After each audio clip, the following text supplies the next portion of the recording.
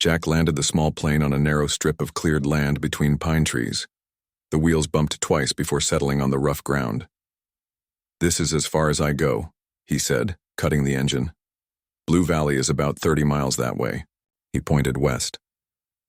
"There's a dirt bike in that shed. Not much, but it'll get you there faster than walking." Eleanor thanked him as they climbed out of the plane. Jack handed her a small radio. "If you need extraction, call on this. I'll monitor for the next 3 days. After that, you're on your own." They found the old dirt bike in the shed as promised. It was dusty but well-maintained. "Can you ride this thing?" Samantha asked as Eleanor inspected it. "Your father taught me," Eleanor replied with a small smile.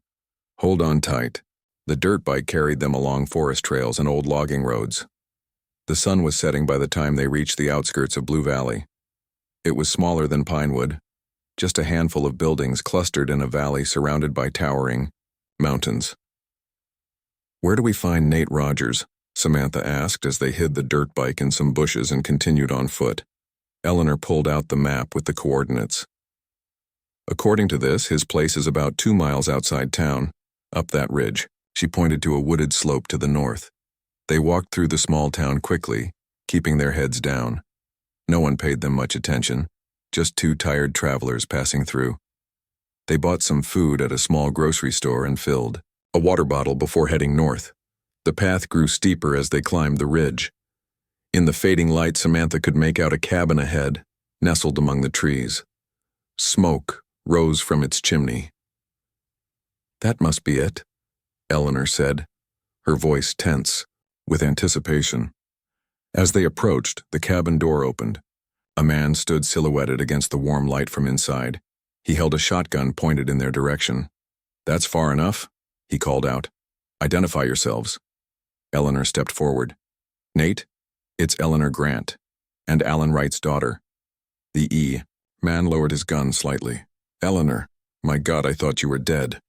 His voice cracked with emotion. "And did you say Alan's daughter?" "Yes," Eleanor said. "This is Samantha." Nate Rogers was tall and thin, with a gray beard and deep lines etched into his face. His eyes, however, were bright and alert as he studied Samantha. "You have your mother's eyes," he said softly. "Come in, quickly, it's not safe out here." Inside, the cabin was simple but comfortable. One wall was covered with electronic equipment, computers, monitors, and devices Samantha didn't recognize. "Carl Wilson says the frequency should be lowered by 0.3 terahertz, Eleanor said as Nate closed and locked the door behind them. Nate froze, then nodded slowly. "So Carl is still alive too. Good." He gestured for them to sit at a small wooden table. "You must be hungry. Let me get you something." As they ate a simple meal of beans and cornbread, Nate watched Samantha with wonder in his eyes. "The last time I saw you, you were just a baby," he said. "Alan was so proud of you, he called you his star child." "Why?" Samantha asked. "Because you were the first human child born after we made contact with the Commonwealth. In a way, you represented the future he was fighting for." When they finished eating, Nate turned serious. "Now tell me why you're here. After all these years, why come looking for me now?" Eleanor explained everything, finding Samantha at the bank, the message from Alan, the Guardians pursuing them. "So, they're still active," Nate said grimly. "I'm not surprised. They've sent people to check on me twice in the past year." "We have this," Samantha said, showing him the strange metal device they'd found in the safety deposit box. Nate's eyes widened. "The Commonwealth key?" He took it reverently. "Alan said he'd hidden it somewhere safe." "What does it do?" Samantha asked. "It's a quantum communication device. It can establish a direct link to the Commonwealth network, bypassing conventional communication methods." He looked at them seriously. "If we use this, the Guardians will know immediately. Their monitoring systems are specifically designed to detect this technology." "Is it worth the risk?" Eleanor asked. Nate smiled sadly. "That's what Alan always asked too." He walked to the window and looked out at the stars appearing in the darkening sky. I've been waiting 30 years to answer that question, and my answer is yes. He took the device to his wall of equipment. It will take me about an hour to integrate this and adjust the frequency as Carl suggested. You should rest. Samantha lay down on a small cot but couldn't sleep. Her mind raced with everything that had happened. Just 5 days ago, she had been a bank teller with an ordinary life. Now she was in a cabin in the Colorado mountains, about to help reestablish contact with an alien civilization. Nate worked methodically, connecting the Commonwealth key to his equipment. Eleanor sat beside him, occasionally helping when he needed an extra pair of hands. Finally, Nate called Samantha over. It's ready. When I activate this, it will send a signal directly to the Commonwealth network. If they're still monitoring Earth, and I believe they are, they'll respond. What will happen then? Samantha asked. I don't know, Nate admitted. It's been 30 years, but your father believed they would help us, that they wanted to welcome humanity into their community of civilizations. Do it, Samantha said firmly. Nate pressed a sequence of buttons. The device began to glow with a soft blue light. The computers hummed, displays showing strange patterns and sequences. It's working, Nate whispered. The signal is transmitting. Suddenly, all the equipment in the cabin went dark. Then the lights flickered and died. What happened? Eleanor asked, alarmed. I don't know, Nate said, checking his equipment. It's like something drained all the power. A bright light filled the cabin, streaming in through the windows. It wasn't the harsh beam of searchlights, but a soft, pulsing glow that seemed to come from everywhere at once. They're here, Nate said, his voice filled with awe. They rushed outside. Hovering above the cabin was a craft unlike anything Samantha had ever seen. It wasn't large, perhaps the size of a bus, but it glowed with shifting patterns of light that seemed to flow across its surface. A Commonwealth scout ship, Eleanor breathed. After all these years, a beam of light extended from the craft to the ground in front of them. Within the light appeared a figure, humanoid but clearly not human, with elongated limbs and a head that seemed too large for its slender body. Greetings, it said, its voice oddly musical. We have been waiting for your signal. Before anyone could respond, the sound of vehicles broke the silence. Headlights appeared on the road below, moving quickly up the ridge. The Guardians, Eleanor said. They detected the signal. The alien turned toward the approaching vehicles. Your species remains divided on the question of contact. This has been the obstacle. Please, Samantha stepped forward. My father, Alan Wright, believed humanity was ready to join the Commonwealth. He gave his life for that belief. The alien studied her. You are the child, the one born after first contact. It seemed to come to a decision. Come with us now, time grows short. All of us? Nate asked. All who choose to come. The vehicles were getting closer. Samantha could see multiple black SUVs now, bouncing up the rough road toward the cabin. What about the rest of humanity? Eleanor asked. That will depend on what happens next, the alien replied. Those who oppose contact are nearly here. The choices made tonight will determine your species' path forward. Samantha looked at Eleanor and Nate, then back at the approaching vehicles. The Guardians had nearly reached them. In moments, they would be here with their guns and their fear of change. She thought of her father, who had given everything to make this moment possible, of her mother, who had died protecting this future, of the ordinary life she had left behind at First National Bank, and she made her choice. The world would never be the same again. Lisa woke up to the harsh sound of her alarm. She had slept for only 5 hours and her body begged for more rest. With a groan, she forced herself to sit up and rub her tired eyes. The clock showed 7 a.m. She had exactly 2 hours to get ready and reach the court. The shower helped a little, the hot water washing away some of her tiredness. As water ran down her face, Lisa thought about what to wear. She had planned to put on her one nice outfit, a simple blue dress she had bought years ago for her cousin's wedding. But as she stepped out of the shower, her eyes fell on the pile of clean scrubs on her chair. She had washed them last night before falling asleep. Next to the scrubs lay her white nurse's shoes, still slightly dirty from yesterday's shift. Lisa stared at them for a long moment. The court would expect her to dress formally. Judge Morrison was known to be very strict about such things, but she had to go straight to the hospital after court. There would be no time to change. With a sigh, Lisa made her decision. She put on the clean blue scrubs, tied her damp hair into a simple ponytail, and slipped on her white shoes. She looked at herself in the mirror. She looked like what she was, a nurse, not a person dressed for court. But this was her true self, and she would not pretend to be someone else, even for Judge Morrison. Lisa grabbed a quick breakfast, just a protein bar and coffee, before rushing out the door. The morning air was cool and fresh. The streets were already busy with people heading to work. Some wore business clothes, others wore the blue or green uniforms of hospital workers like her. A few Zentari walked among the humans, their tall blue forms easy to spot in the crowd. The bus was on time today. Lisa found a seat near the front and watched the city pass by through the window. The Interstellar Relations Court building soon came into view. It was a huge structure made of glass and shiny metal, built 3 years ago when the Zentari had first settled on Earth. The building was designed to make both humans and aliens feel welcome, with wider doors, special lighting, and air that was slightly warmer than most human buildings. Lisa stepped off the bus and walked toward the court. Her heart beat faster with each step.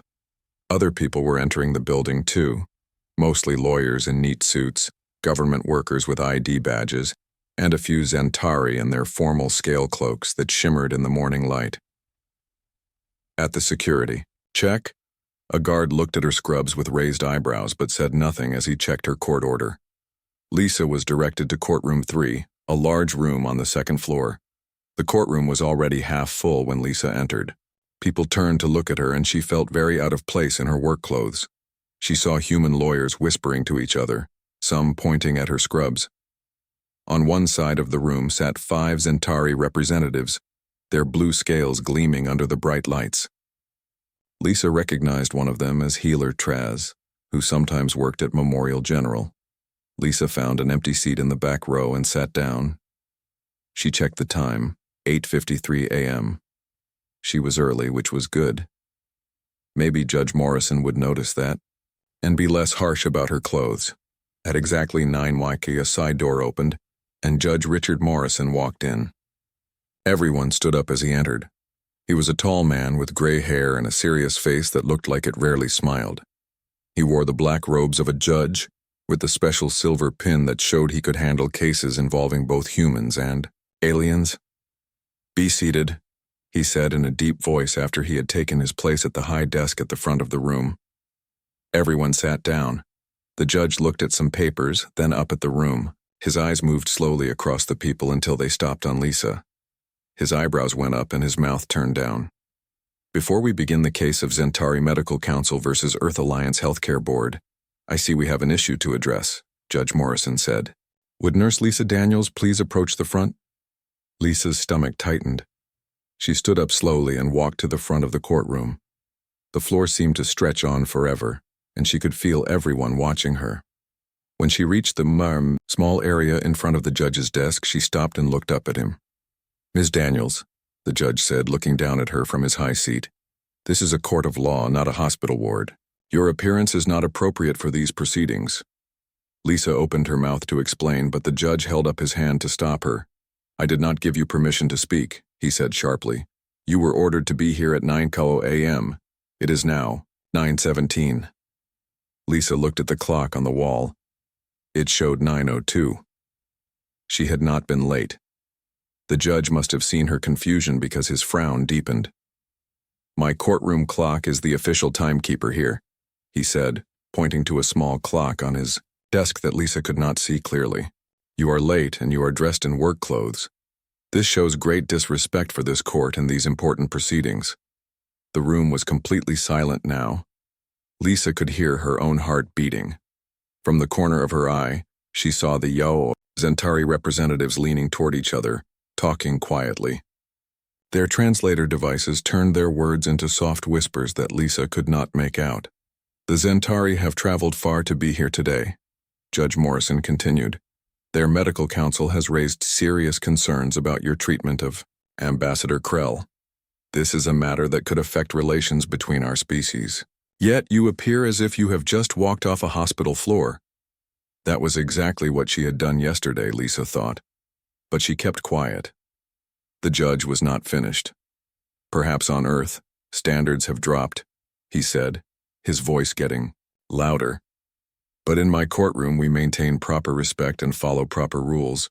You will be fined 50 credits for contempt, and we will delay these proceedings by 30 minutes to allow you to find appropriate clothing. Now Lisa had to speak.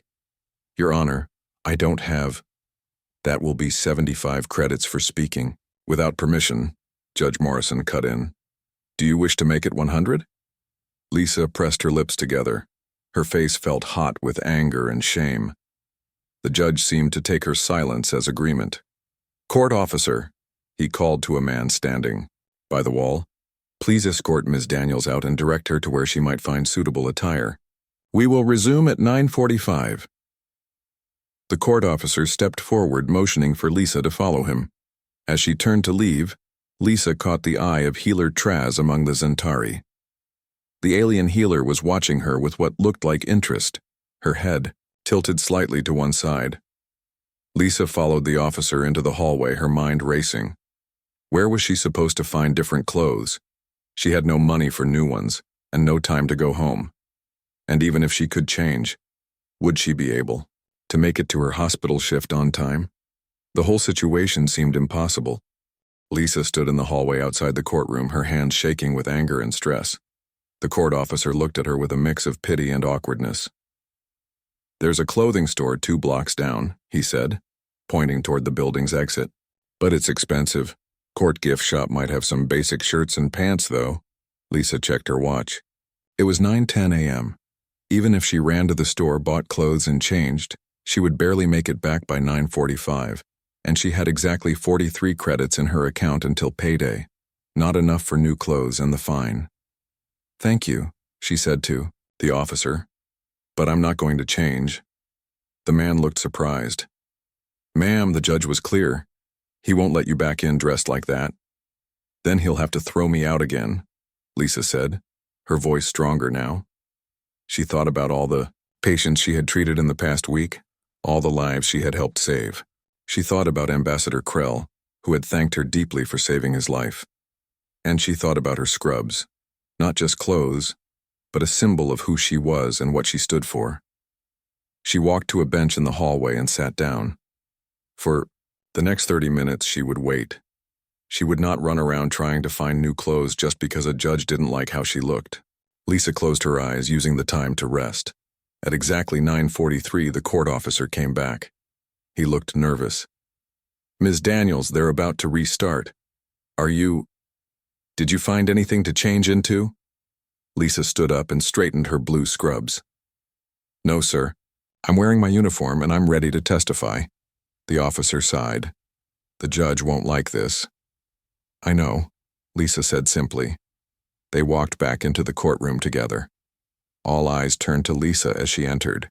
She saw surprise on many faces when they realized she was still in her scrubs. Judge Morrison's face darkened when he saw her, his mouth pressing into a thin, angry line.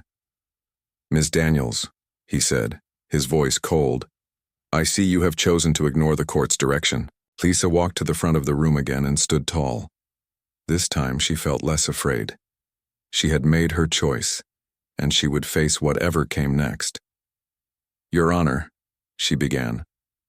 I did not give you permission to speak. The judge cut in sharply. With respect, Your Honor, I believe I was called here to speak, Lisa said firmly. I was called as a witness about my treatment of Ambassador Krell. The judge's face grew even darker.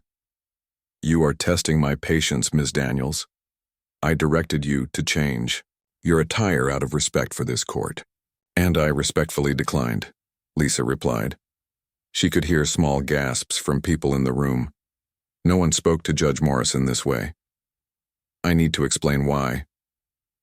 For a moment, it seemed the judge might order her removed from the court. But after A tense silence, he gave a small nod. Proceed. But know that your fine has now reached 100 credits for continued contempt. Lisa took a deep breath. Her hands were still shaking, but her voice was steady. Your Honor, with all respect, I'm wearing these scrubs because I just finished a 36-hour shift treating 17 human patients and 5 Zentari diplomats who are sick with the cross-species virus.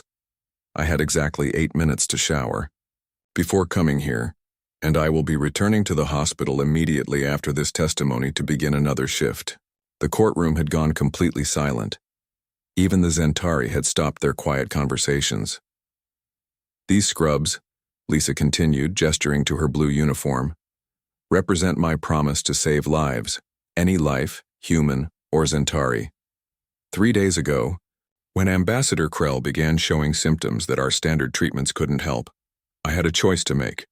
Follow our old rulebook or try something new based on what I've learned from working with Zentari healers. She turned slightly to face the Zentari group. I chose to act, using a mix of our treatments and methods I watched healer Traz use. The ambassador is alive today because medicine isn't about blindly following rules. It's about putting patients first. Lisa turned back to the judge. So yes, Your Honor, I'm wearing scrubs in your courtroom. I'm wearing them because right now the hospital is where I'm needed most. I'm wearing them because they stand for the fight we're all in together, humans and Zentari. If that deserves a fine for disrespect, then I'll pay it gladly. The silence that followed seemed to last forever. Lisa kept her eyes on Judge Morrison, who seemed unsure how to respond. His face showed surprise and perhaps a hint of something else, something like respect. Then from the back of the courtroom someone began to clap. Lisa turned to see who it was. A human doctor she didn't know had stood up and was applauding. Then another person joined, one of the Zentari representatives. Within moments more people stood up, until nearly everyone in the room was standing and clapping. Judge Morrison banged his small wooden hammer on the desk, trying to restore order. Silence.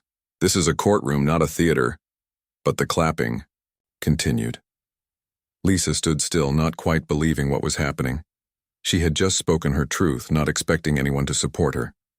Now the whole room seemed to be on her side. Among the Zentari representatives, healer Traz had risen to her full height, her scaled hands coming together in the human gesture of applause. Beside her, another figure stood up, taller and more decorated than the others. With shock, Lisa recognized Ambassador Krell himself. The ambassador's blue skin still showed pale patches from his recent illness, but he stood strong and proud. He raised a hand, and slowly the room quieted down. Even Judge Morrison stopped, banging his hammer, watching the important Zentari with surprise. Ambassador Krell stepped forward, moving past the barrier that separated the audience from the front of the court. His universal translator device glowed on his chest as he approached Lisa.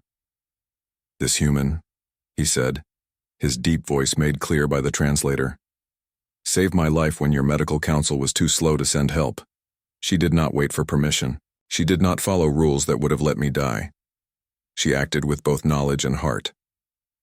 He turned to face the judge. Among my people, we have a saying. The truest wisdom lives in hands that have touched both pain and healing. Nurse Lisa has such hands. Judge Morrison shifted in his seat, clearly uncomfortable with this turn of events. Ambassador Krell, while your input is valuable, this court must follow proper. My people, the ambassador continued, ignoring the judge, see no shame in the clothes of healing.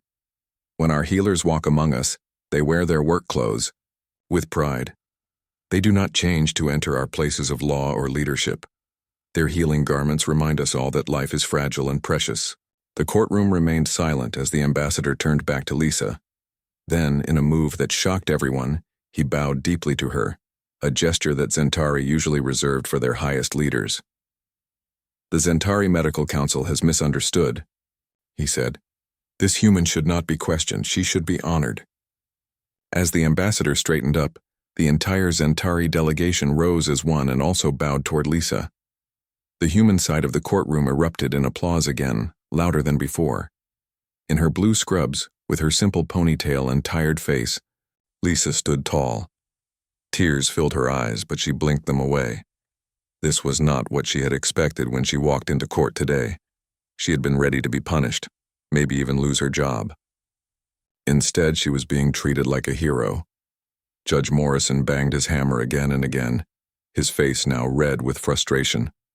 "Order! I will have order in this court." But the tide had turned, and even he seemed to know it. The case against Lisa was falling apart before it had even properly begun. Judge Morrison finally managed to quiet the room by threatening to clear the court. People sat down slowly, many still smiling at Lisa. The judge looked frustrated and confused, like a man who had lost control of his own space. "This is highly irregular," he said, straightening his black robe. "Ambassador Krell, while we respect your position, this court has procedures that must be followed." The ambassador remained standing near Lisa. He was almost 2 feet taller than her, his blue, scaled body casting a slight shadow. "Yes, procedures," he said, his translator making his deep voice sound almost musical.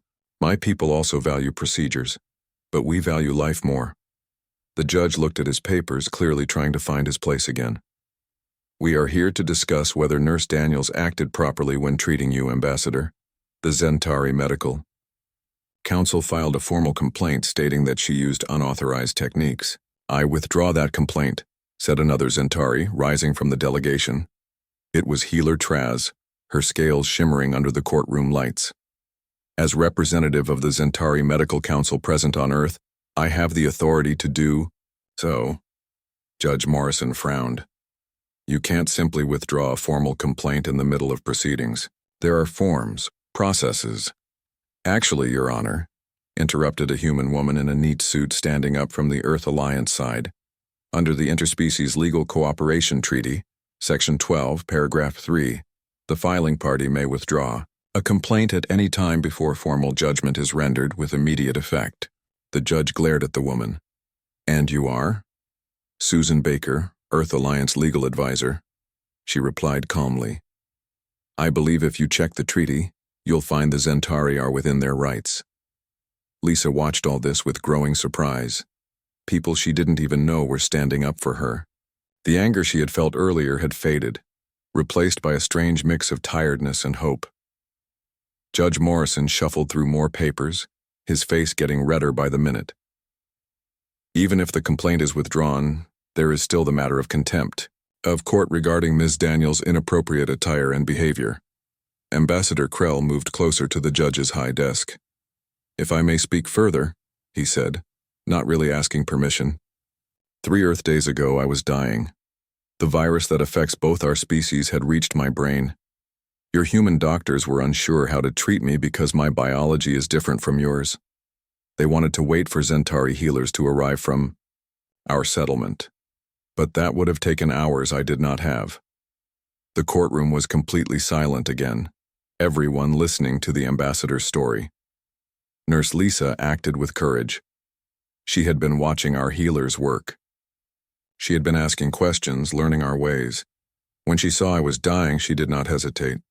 She used human medicine but applied it using Zentari healing points on my body. No one had ever tried this combination before. Lisa remembered that moment clearly. The ambassador's skin turning gray, his breathing shallow. The monitors showing his life signs dropping. The fear of doing something wrong, battling with the certainty that doing nothing would mean death. I felt the change. Immediately, Krell continued, the burning pain in my head cooled, my vision returned. By the next day I could stand again. He turned to look at Lisa. This human saved not just my life but possibly the peace between our peoples. Had I died while under human care, many Zentari would have questioned our alliance. Judge Morrison seemed to be struggling with how to respond. This was clearly not how he had expected the case to go. This court recognizes the importance of the ambassador's life, he said finally, and it seems the Zentari Medical Council no longer wishes to pursue their complaint. However, there's more, Ambassador Krell interrupted. The judge looked annoyed but fell silent. What Nurse Lisa did was more than save one life. She created something new, a bridge between our different healing ways. The ambassador reached up to his scale cloak and removed something from it. a shining silver medallion that hung from a blue cord. Lisa recognized it as the symbol of his diplomatic status, something Zentari never removed in public. "Among my people," Krell said, "when someone creates new knowledge that helps all, we honor them with a gift of value." He placed the medallion in Lisa's hand. The Zentari Medical Council not only withdraws its complaint but proposes a new path forward, a joint human-Zentari medical program, with Nurse Lisa Daniels as its first director. Gasps and murmurs filled the courtroom. Lisa stared at the medallion in her hand, unable to believe what she was hearing. Her? Direct a joint medical program? She was just a nurse who had followed her instincts to save a patient. I don't know what to say," she whispered. Only those close to her could hear. "Say yes," Ambassador Krell replied quietly.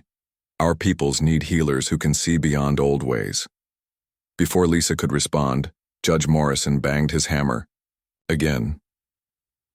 "This court is not the place to create new programs or appoint directors.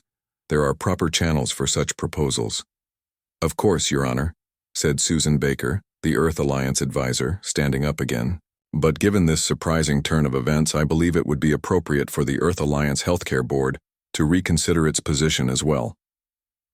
She looked at Lisa with open admiration. It seems clear that Nurse Daniels acted in the best interests of her patient, using knowledge gained through careful observation and study. Rather than questioning her actions, perhaps we should be learning from them. A man sitting beside Susan nodded and rose to his feet. "Jason Miller, representative of the Earth Alliance Healthcare Board," he said formally. "In light of Ambassador Krell's testimony and the Zentari Medical Council's withdrawal of complaints, the board also withdraws any concerns about Nurse Daniels' actions. In fact, we would like to formally recognize her contribution to interspecies medical cooperation." Lisa felt like she was in a dream.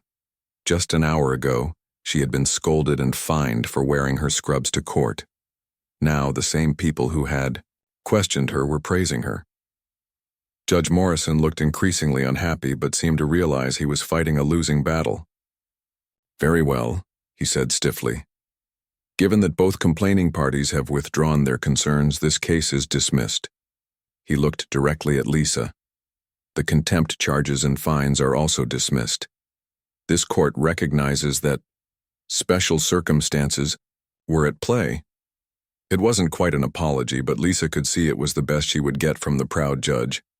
She nodded respectfully. "Thank you, Your Honor," she said. As people began to stand and talk excitedly, Ambassador Krell placed one of his large, scaled hands gently on Lisa's shoulder. "This is just the beginning," he said. "Together our peoples can find new ways to heal. Will you help lead this work?" Lisa looked down at her blue scrubs, then around at the crowded courtroom. Humans and Zentari standing together talking, some even laughing. She thought about all the patients waiting at the hospital, about all the new things she still wanted to learn. "Yes," she said finally, her voice strong and clear. "I will." 6 months had passed since that day in court. Lisa stood at the front doors of the new building, feeling both nervous and proud. The large sign above the entrance read, "Earth Zentari Medical Center," in both English and the swirling symbols of the Zentari language. The building was beautiful, with wide glass windows that let in plenty of sunlight. It had been designed to make both humans and Zentari feel comfortable, with rooms at different temperatures and special lighting that could change to suit different eyes. Lisa had helped plan many of these details, drawing on what she had learned. During her years of working with Zentari patients, she wore her blue scrubs proudly. But now they had a new patch on the shoulder, a circle with a human hand and a Zentari hand reaching toward each other, surrounded by a design that looked like both a human heartbeat line and the wave pattern of Zentari healing energy. It was the symbol of their new joint medical program. "Ready for the big day?" asked Dr. Sam Rivera, coming to stand beside her. Sam was her main helper in the program, a human doctor who had worked with the Zentari longer than almost anyone else on Earth. "As ready as I'll ever be," Lisa replied. She checked her watch. In just 30 minutes, the doors would open for the first time, and the center would begin accepting patients, both human and Zentari. The last 6 months had been the busiest of Lisa's life. After the court case, things had moved quickly.